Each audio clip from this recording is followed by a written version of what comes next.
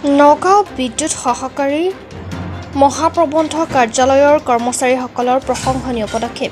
নগাঁৱৰ বিদ্যুৎ সহকাৰী মহাপ্ৰবন্ধক কাৰ্যালয়ৰ কৰ্মচাৰীসকলৰ এক প্ৰশংসনীয় পদক্ষেপ।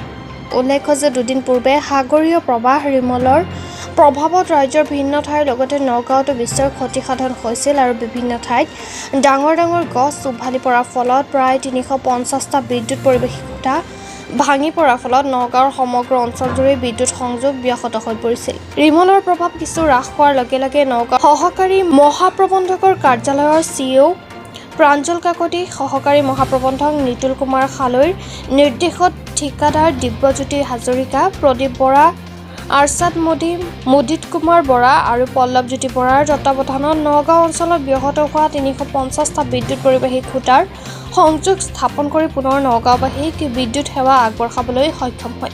অধিক খৰতকীয়াকৈ বিদ্যুৎ যোগান ধৰাৰ বাবে নগাঁওবাসীয়ে ধন্যবাদ জ্ঞাপন কৰে বিদ্যুৎ বিভাগৰ কৰ্মচাৰীক। লগতে এই প্ৰকৃতিৰ তাণ্ডৱৰ মাজত প্ৰত্যাহ্বান হিচাপে কেনেকৈ বিদ্যুৎ বিভাগৰ কৰ্মচাৰীয়ে কেনেকৈ দায়িত্ব পালন কৰিলে সেই বিষয়ে মন্তব্য কৰে সহকাৰী মহাপ্ৰবন্ধক নিতুল কুমাৰ খালৈয়ে। দেখা পোৱা গৈছে যে যোৱা ৩ দিন ধৰি নগাঁও ৰিমলৰ যি এক ভয়াৱহতা আৰু এই প্ৰকৃতিৰ তাণ্ডৱত নগাঁওবাসী যি বিদ্যুতৰ পৰা তেওঁলোকে বিদ্যুৎ পোৱা নাছিলে, কিন্তু আপোনালোকে বৰ খৰতকীয়াকৈ কাম কৰি এতিয়া আজি যিহেতু সুস্থিৰ অৱস্থা নগাঁও কেনেকৈ আমাৰ যোনদিনাখন ৰাতিৰ পৰা ধুমুহাটো আৰম্ভ হৈছিলে ২৭ তাৰিখ ৰাতি মানে ২৮ তাৰিখ পুৱতি নিশাৰ পৰা, তো আমি দেখিলোঁ কি মানে এইবাৰ ধুমুহাটো আমি যেতিয়া আনকালে দেখিছোঁ যিটো ধুমুহা সেইটো প্ৰায় ১-২ ঘণ্টাৰ কাৰণে বহুত ডাঙৰ ধুমুহা এটা আহি বন্ধ হৈ যায়। কিন্তু এইবাৰ আমি দেখিলোঁ যে ধুমুহাটোৰ অলপ ৰূপটো বৰ বহুতে বেলেগ ধৰণৰ আছিলে। নগাঁও টাউনখনত আচলতে এনেকুৱা ধৰণৰ ধুমুহা আগত কেতিয়াও হোৱা নাছিলে। তো গতিকে মানে যিটো ধুমুহা আহিলে প্ৰায় ১৫ ঘণ্টা একে শক্তিতেই সেই ধুমুহাটো চলি থাকিলে।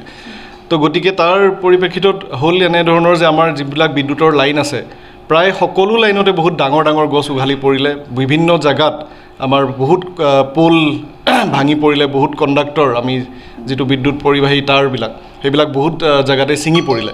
ফলত হ'ল কি মই ৰাতিপুৱা প্ৰায় ৪টা-৪:৩০ বজাত যেতিয়া দেখিলোঁ যিটো কণ্ডিশ্যন, বিভিন্ন আমাৰ SDO-সকল আছে, ফিডাৰ মেনেজাৰসকল আছে, তেওঁলোকক ফোন কৰি জনা হ'ল যে ডেমেজ বহুত বেছি হৈছে এইবাৰ।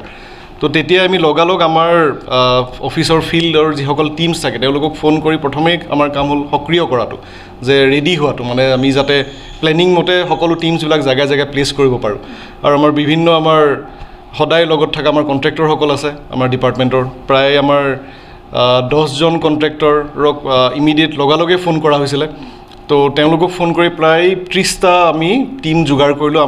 মোৰ যিটো ডিভিজন আছে তাৰ আণ্ডাৰত আমি নগাঁও টাউনখন পৰে, মোৰ বেবেজীয়া, খেনচুৱাকে ধৰি জুৰীয়া, ৰূপহী ৰেভিনিউ চাৰ্কলৰ বহুত এৰিয়া পৰে। চ' এই গোটেইখিনি টিম এৰিয়াতে আমি প্ৰায় 20টাকৈ টিম আৰু 100ৰো অধিক মানুহ আমি সক্ৰিয় কৰিলোঁ প্ৰায় 7টা বজাৰ ৰাতিপুৱাৰ পৰাই। কিন্তু তেওঁলোকে কামত যাব পৰা নাছিলে যিহেতু ধুমুহাটো বহুত বেছিকৈ চলি আছিলে। তো তাৰ মাজতো আমি চেষ্টা কৰি বহুতকে ৰেইনকোট ইত্যাদি দি আমি লেবাৰখিনি সকলোৱে আহিব খোজা নাছিলে। তো তথাপিতো তেওঁলোক আহিলে। আমি অতিকে বহুত ধন্যবাদ জনাম তেওঁলোকক, লেবাৰসকলক, আনকি বহুত যিসকলে দিনে ৰাতি লাগি পেলাই কামবিলাক উঠালে। আমি দুখিত যে 24 ঘণ্টাৰো উপৰি কিছুমান মানুহে লাইন পোৱা নাছিলে, যদিও ৰাইজেও বুজিছে এইবাৰ আৰু তেওঁলোকে আমাক কাম কৰা দেখিছে। তেওঁলোকেও আমাক ৰাইজে বিভিন্ন দিশৰ পৰা আমাক ধন্যবাদ দিছে। তো তাৰ কাৰণে আমি সুখীও যে আমি সেইখিনি মৰম পাব পাৰিছোঁ তেওঁলোকৰ পৰা। আৰু এটা প্ৰশ্ন